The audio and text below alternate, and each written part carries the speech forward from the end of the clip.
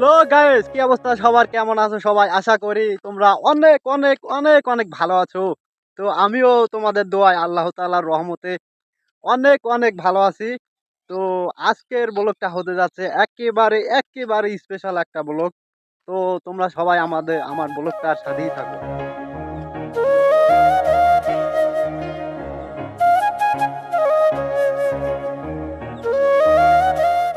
আজকে আমি তোমাদের এমন একটা জায়গায় নিয়ে যেতে চলেছি, যেই জায়গাটা হচ্ছে আমাদের গ্রামের অত্যন্ত অত্যন্ত স্পেশাল একটা জায়গা।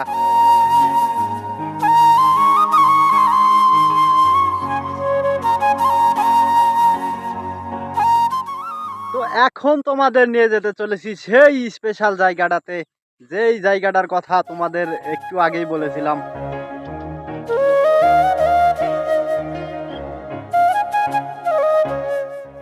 তো এইটা হচ্ছে সেই স্পেশাল জায়গার হচ্ছে মেন রাস্তা। আর আমাদের গ্রাম থেকে এই রাস্তা, এই এই জায়গাটার দূরত্ব অনেকটা দূরে। আর অনেকটা রাস্তা পেরিয়ে এই জায়গাটাতে আসা লাগে। তো গাইস, তোমাদের যে বলছিলাম সেই স্পেশাল জায়গাটা হচ্ছে এইটা। এইটা হচ্ছে আমাদের জলাগাতি গ্রামের একটা আম গাছ, পুরনো যুগের একটা আম গাছ। পুরনো যুগের বলতে অনেক অনেক আগের একটা আম গাছ। এই গাছের বয়স মিনিমাম 100 বছর প্লাস হয়েছে আমার মনে হয়।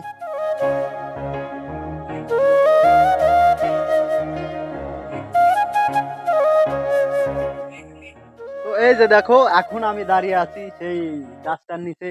তো দেখো এই গাছটা কত পুরনো গাছ। আর এই গাছটা দেখে মনে হচ্ছে অনেক ভয়ঙ্কর লাগতেছে। তো সন্ধ্যাবেলা এখানে কেউ আসার আগে একবার হলেও ভাববে যে এইখানে আসা যাবে না, অর্থাৎ মানে ভয়ের একটা ব্যাপার আছে। তো আমরা সেইটার কি আর না করে অমনি আজকে চলে এসেছি তো তোমাদেরকে দেখানোর জন্য।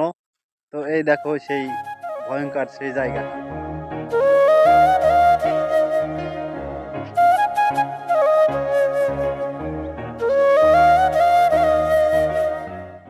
আর এই গাছটা কাছ থেকে যত সুন্দর না দেখা যায়, দূর থেকে তার চেয়ে বেশি সুন্দর দেখা যায়। আর যেমনটা তোমরা এই ভিডিওতে দেখতে পাচ্ছ, সন্ধ্যাবেলা সূর্য যখন ডুবো ডুবো অবস্থায়, তখন সেই গাছটার লুকটা এমন মনোমুগ্ধকর হয়ে ওঠে, যেটা তোমরা ভিডিওতে দেখতে পাচ্ছ। তো এই গাছটা সম্পর্কে বলতে গেলে কথা শেষ হবে না। আর একটা কথাই বলতে চাই, এই গাছটা হচ্ছে আমাদের গ্রামের ঐতিহাসিক একটা গাছ। তো যাই হোক, এখানে একটা ভাইকে দেখতে পাচ্ছি। তো চলুন আমরা সেই ভাইয়ের কাছ থেকে এই গাছ বিষয়ে কিছু তথ্য জেনে নিই। সেই ভাই হয়তো এই গাছটার বিষয়ে অনেক তথ্য দিতে পারবে। তো চলুন আমরা সেই ভাইয়ের কাছে যাই। এই যে ভাই, আসসালামু আলাইকুম। ওয়ালাইকুম আসসালাম ওয়া রাহমাতুল্লাহি ওয়া বারাকাতুহু। কেমন আছেন? এই তো আছি আলহামদুলিল্লাহ ভালো। তো ভাই, আপনার বাড়ি কি এই জায়গায়? হ্যাঁ, আমার বাড়িতে এখানে। ও ভাই, একটু এখানে আসেন। বলেন ভাই। তো ভাই, আমরা এই গাছটার বিষয়ে একটু জানতে চাচ্ছিলাম। তো আপনি বলেন, এই গাছটার মিনিমাম বয়স কত হতে পারে? এখন তো আমি তো ওইভাবে বলতে পারবো না, আমি যেহেতু দেখি নাই। তবে এলাকার ময় মুরব্বির কাছ থেকে শুনছি গাছের আনুমানিক বয়স তাও তো 70-80 এরকম, আর বেশি হতে হ্যাঁ, পারে, 70, কম হবে 100, না। 100 এরকম হ্যাঁ হ্যাঁ, হতে পারে। এরকম 100 বছর। হুম। সঠিক জানি না আমি, এলাকার মুরব্বির কাছ থেকে শুনছি।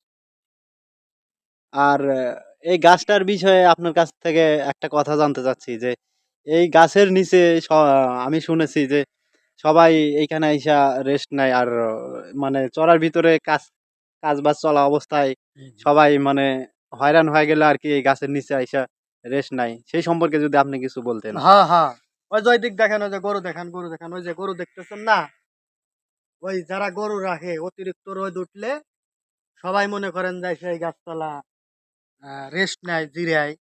আবার চড়াই ধান কাটা বাজলে সবাই এসে গাছের তলে জিরায়। তারপরে হচ্ছে এই যে কিছুদিনের মধ্যেই ধান গাড়া শুরু হয়ে যাব, তখন ক্লান্ত হয়ে গেলে এখানে এসে রেস্ট নিব। আবার হচ্ছে এই গাছে প্রচুর পরিমাণে আম ধরে, খুবই মিষ্টি আম, খুবই মিষ্টি লাগে, আম ধরে খুবই ভালো, মিষ্টি আম ধরে। আমরা প্রতি বছরই আম খাই, এলাকার যুবক পোলাপান আম খায়, বড়রাও আম খায়, গাছের তলায় শুয়ে থাকে। মানে আমাদের অনেক উপকার হয় এই গাছের কারণে। আপনার কাছে আরেকটা কথা জানতে চাচ্ছি যে এই গাছটা আমাদের গ্রামের উপর কতটুকু প্রভাব ফেলে সেটা আপনি একটু বলেন। আসলে এই গাছটা হচ্ছে, এই গাছটা আমাদের গ্রামের একটা ঐতিহ্য। মনে করেন যে চড়ার ভিতরে আসলে সর্বপ্রথম এই গাছটাকে চোখে পড়বে। যে কেউ এই চড়ার ভিতরে যে কেউ আসলে আগে এই গাছটা চোখে পড়বো। এই গাছটা একটা ঐতিহ্য, অনেক পুরনো গাছ। আমি জন্মার পরের থেকে এই গাছ দেখতেছি, হ্যাঁ, হ্যাঁ। আমার বাপ দাদারাও দেখছে গাছ, অনেক পুরনো গাছ, ঐতিহ্য। তো যেমনটা আপনারা শুনলেন এই ভাইয়ের কাছ থেকে, সেই ভাই কিন্তু অনেক পুরনো তথ্য দিয়েছে। আমরা শুনে খুবই খুশি হলাম। আর আজকের ভিডিওটা হচ্ছে এই পর্যন্তই। আজকের ভিডিওটা কেমন হলো সবাই কমেন্টে বলবেন, আর ভিডিওটা ভালো লাগলে লাইক দিবেন, আর আমার চ্যানেলটার সাথে যুক্ত হয়ে যাবেন। এরকম সুন্দর সুন্দর ভিডিও পেতে আমার চ্যানেলটাকে সাবস্ক্রাইব করে পাশে থাকবেন। আল্লাহ হাফেজ।